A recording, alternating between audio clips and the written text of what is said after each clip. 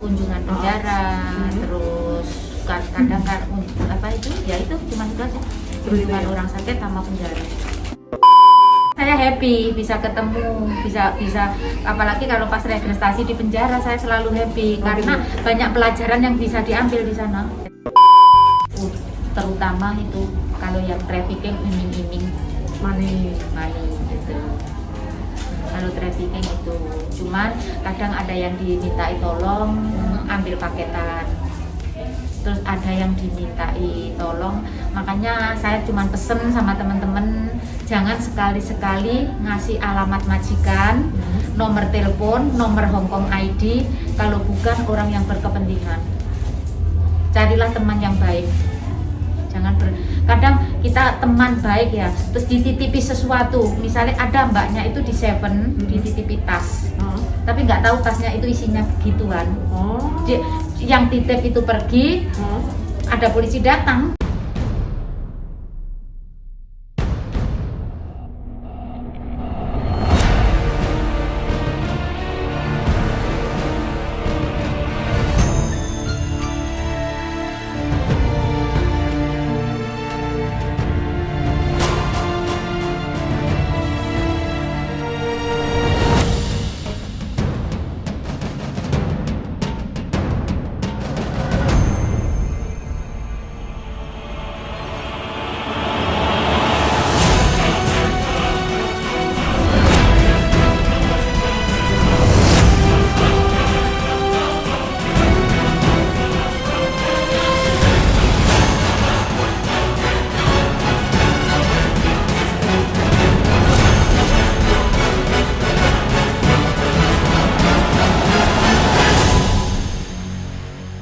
Halo, assalamualaikum warahmatullahi wabarakatuh. Waalaikumsalam warahmatullahi wabarakatuh. Ketemu lagi bersama Nima Solehati. Di sini berani berbicara. Bintang tamunya Mbak Binti.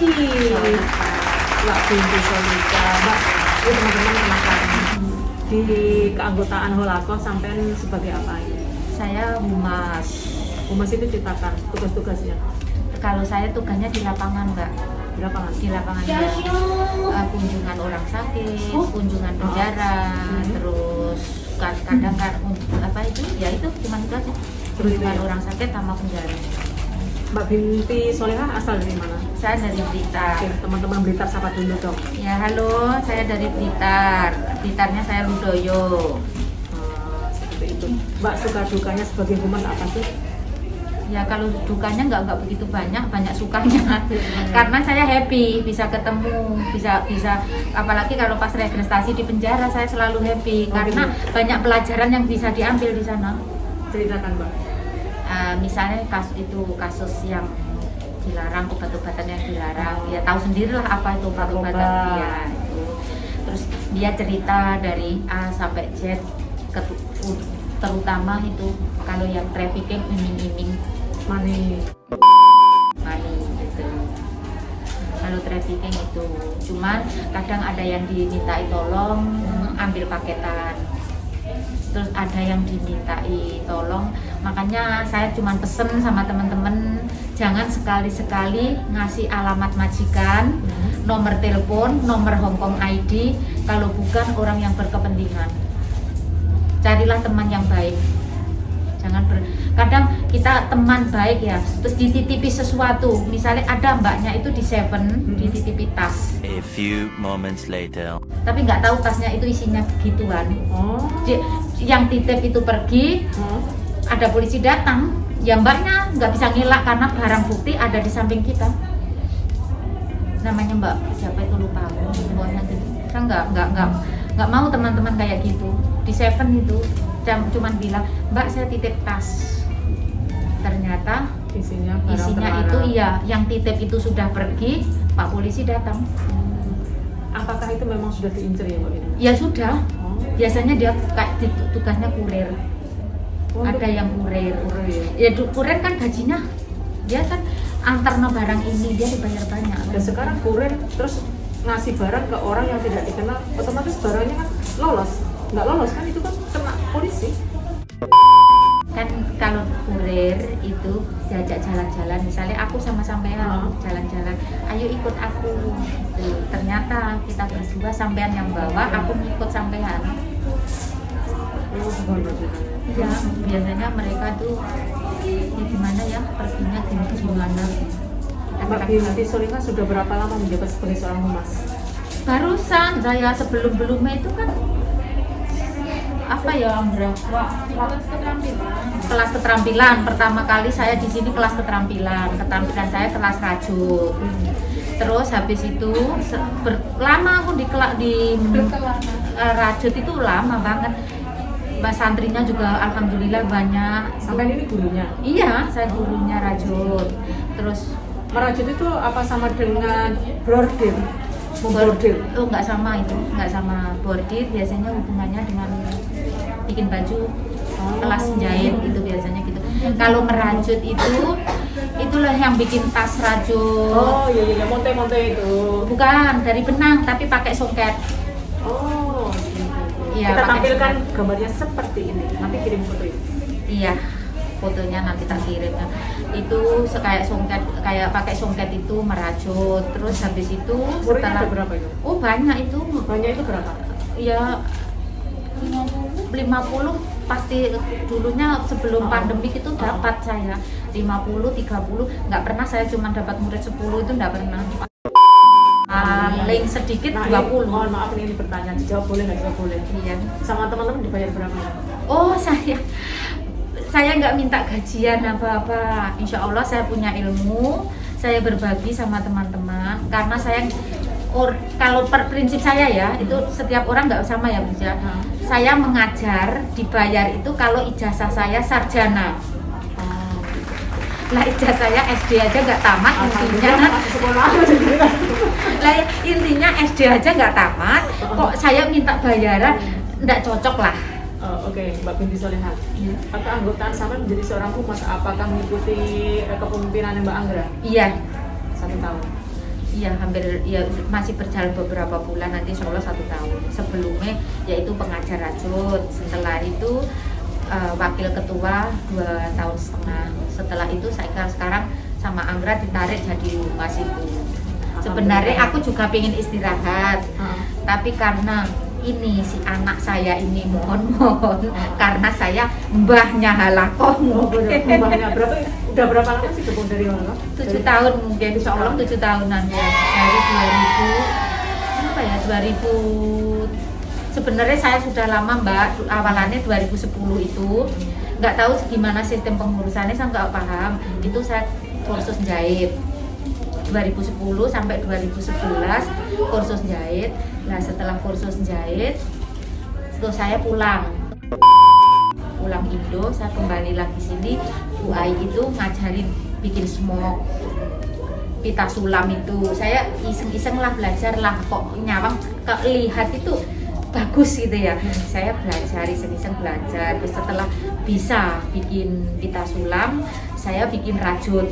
Nah setelah bikin rajut, ternyata gurunya pulang ke Indonesia, malah saya suruh gantiin karena mereka banyak yang nggak mau gantiin. Terus ya udah saya aja yang gantiin. Nah, terus setelah itu ya udah saya jalani bertahun-tahun. Terus habis itu ya saya happy lah ketemu teman-teman saya. Oh mereka ya suka dukanya kalau udah di pengajar itu, yang sukanya kalau yang diajarin cepat mengerti, cepat bisa. Dukanya kadang ya yang namanya manusia, rasa sebel itu juga ada, tapi ya saya berusaha gimana ceritanya. Oh iya, yang saya ajari bukan TK, orang sudah gede gitu, jadi saya harus gimana ya menguji kesabaran saya gitu aja. Terus setelah itu ya udah alhamdulillah, mungkin di Indonesia sudah ada yang dulu sudah ada satu yang bisa banyak pesanan, tapi sekarang nggak tahu gimana. Iya gimana sekarang kabarnya saya kurang paham. Soalnya waktu itu katanya ikut pameran gitu loh di Jakarta, ada pameran. Tertarik Dia tertarik, terus dia pamit izin sama saya, Bu saya mau ikut. Oh iya ya semoga sukses. Dulu sebelum ada pandemi kan di sini kan ada lomba-lomba. Anak saya kalau anak saya mau saya suruh maju. Ikut lomba tampil ya, walaupun nggak menang tapi sama sudah percaya diri. Betul. Saya bilang gitu. Mbak, jadwal untuk kunjungan kira-kira kapan? Siapa tahu teman-teman yang lagi nonton tayangan ini Satu bulan satu kali. 1 bulan Satu kali. satu kali saja. Iya, kalau bulan kemarin di Lowu, bulan ini di Thailand, tahun depan di Lowu, bulan depannya lagi di Thailand. Oh, Itu gitu. ya gantian. Berarti tahun depan ini di Lowu. Lowu. Besok Minggu tanggal 19 di Thailand. Minggu tanggal 19 itu Di Thailand ya. Terus tahun depan Di Januari tahun depan itu di Lowu. Nggak tahu jadwalnya minggu keberapa, minggu kedua atau ketiga, saya kurang paham. Pokoknya antara minggu kedua sama minggu ketiga. Itu pun kita membawa barang, ada yang bisa masuk, ada yang enggak, karena apa? Ada sumbangan, ada kiriman dari KJRI juga. oh gitu. Alhamdulillah Jadi, sekarang kita ini- protes, KJRI harus memperhatikan warganya yang di Kena dalam masalah. kena masalah. Alhamdulillah. Menurut sampai Mbak KJRI itu sepeduli apa sih? Iya, kalau Kalau kondisi teman-teman yang di sana sebetulnya memang teman-teman orang-orang KJRI ini memang ada bagiannya Mbak. ada Kalau bagian hukum kan di situ ada bagian hukum, ketenagakerjaan. bagian apa kita konfirmasinya bagian hukum. gitu. Kita tahu informasi mereka yang di penjara itu dari KJRI juga. Oh gitu. Soalnya kalau anak Indonesia yang masuk penjara itu kan biasanya KJRI yang ngasih tahu. Oh gitu. Iya. Kira-kira boleh membawa berapa teman kunjungan? Oh, banyak juga boleh. Boleh ya? Boleh. Berarti unlimited lah. Iya, tapi syaratnya 2 minggu sebelum kunjungan kita harus konfirmasi biar kita salah satu yang koordinir itu kirim surat ke sana, siapa saja daftarnya, nomor KTP sama nama itu harus sesuai. Kita kirim surat ke sana, kirim surat ke napi-napi itu bilang, oh minggu depan Mbak ini gitu. Jadi kalau si pihak sipir telepon Mbak E, kamu mau dikunjungi ini, mau nemuin nggak gitu, nama kita sudah tertera. Kalau nama kita nggak tertera, kita juga nggak bisa gitu kan. Oh jadi kalau kita mau mengunjungi teman-teman yang ada di sana, Kita harus konfirmasi dulu. konfirmasi yang dikunjungi itu. Iya. Ada nggak sudah memberikan data, tetapi yang di sana itu nggak mau dikunjungi? Ada, nggak mau dikunjungi ada. Alasannya apa Mbak, katanya? Sebabnya nggak mau, selain namanya Bu Yuni, saya cuma mau ketemu sama Bu Yuni, selainnya nggak mau. Bu Walaupun Yuni itu siapa sampean? bukan, Bu Yuni itu teman saya yang biasanya hubungan sama KJRI gitu, Bu Sri Wahyuni. Alasannya kenapa? Apa malu? Nggak apa- tahu. Pokoknya nggak mau gitu ya? Iya, pokoknya nggak maunya Bu Yuni, nggak tahu. Gitu ya? Nggak tahu dia pokoknya maunya Bu Yuni. Tapi Bu Yuni juga pinter. Oh. Bu Yuni nggak mungkin meladeni orang yang seperti itu loh. Karena memang mereka sebetulnya membutuhkan, tetapi kok gitu ya? Iya. Ya bukannya saya nggak ikhlas ya. Heeh. Udah enak ya, ada Oh. orang yang peduli. Bener. Heeh. Terus dia misalnya ya, milih-milih gitu. Kenapa kok milih-milih?